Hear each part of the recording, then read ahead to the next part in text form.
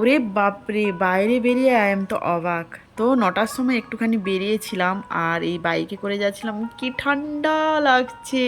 তো যখন বাড়ির ভেতরে থাকি তো বুঝতেই পারি না যে বাইরের ওয়েদার কেমন। তো বাইরে যখন বেরিয়ে বাইকে যাচ্ছি খুবই ঠান্ডা লাগছিল। তো যাচ্ছিটা কোথায়, আমি যাচ্ছি একটু গোলবাজারে। তো মেয়ের ডান্সের কিছু টুকটাক জিনিসপত্র কেনার ছিল, তার জন্য যাচ্ছিলাম। আর যেই চুড়িটা কিনতে দিয়েছে সেই চুড়িটা কোথাও পাচ্ছিলাম না। তো মা আর মেয়ে মিলে এই দোকান না ওই দোকান, ওই দোকান না এই দোকান হেঁটে বেড়ালাম।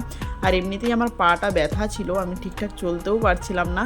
তো সেটা নিয়েই যাই হোক গোটা গোলবাজার ঘুরলাম। তো হ্যাঁ, অবশেষে চুড়িটা পাওয়া গেল। আর চুড়ির সাথে যেসব জিনিসগুলো কেনা ছিল সেগুলোও কিনতে পেরেছি। তো ভাবলাম যে ওই সব কেনার পরে মেয়েকে একটু ঠাকুর দেখিয়ে নিই, তার জন্য দেখো ইন্দাতে একটু ঠাকুর দেখতে এসেছিলাম। জানো তো এই ক্লাবে প্রতি বছর জগদ্ধাত্রী পুজোতে অনেক প্রোগ্রাম হয়, কিন্তু এবছরটা দেখছি প্রোগ্রাম হচ্ছে না। তার জন্য জিজ্ঞাসা করছিলাম যে এখানে প্রোগ্রাম হচ্ছে না কেন। তাও কমিটির লোকজন বললো যে একজন ওনাদের কেউ অসুস্থ রয়েছেন, তার জন্যই প্রোগ্রামটা হচ্ছে না। তো যাই হোক, ঠাকুরকে প্রণাম করলাম আর জানালাম সবাইকে যেন ভালো রাখেন ঠাকুর। জানো ঘরের মধ্যে এতটাই গরম যে ফ্যান চালিয়ে আমাদেরকে বসে থাকতে হচ্ছে। আর যখনই বাইরে বেরিয়ে এসেছি কি সুন্দর একটা ওয়েদার, বেশ ঠান্ডা ঠান্ডা।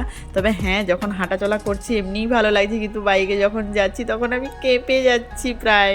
তো যাই হোক, ফিরে চলে এসেছি। এই যে চুড়িটা পেয়ে গেছি, এটা দেখো কাশ্মীরি একটা ডান্স রয়েছে, তার জন্য এই যে ঝুমকো দেওয়া চুড়ি, এই চুড়িটা কিনতে কিনতেই গোটা গোলবাজার ঘুরলাম। তারপরে এই যে খোঁপাতে বাঁধার জন্য লাল ফুল নিয়েছি, আর সঙ্গে নিয়েছি এই মেহেন্দি, হাতে মেহেন্দি করার জন্য। আর আমি কিছু নেব না এরকম কি হয়, এই ছোটোখাটো একটা জিনিস, একটা ক্লেচারই নিয়েছি, আর কিছুই নিইনি। তো যাই হোক, আর এই যে মেয়ে বাইরে গেছে মানে কিছু খাবে না তো হতেই পারে না, ওর জন্য মোমো পার্সেল করে নিয়ে এসেছি। তো চলো আজকের মতো টাটা।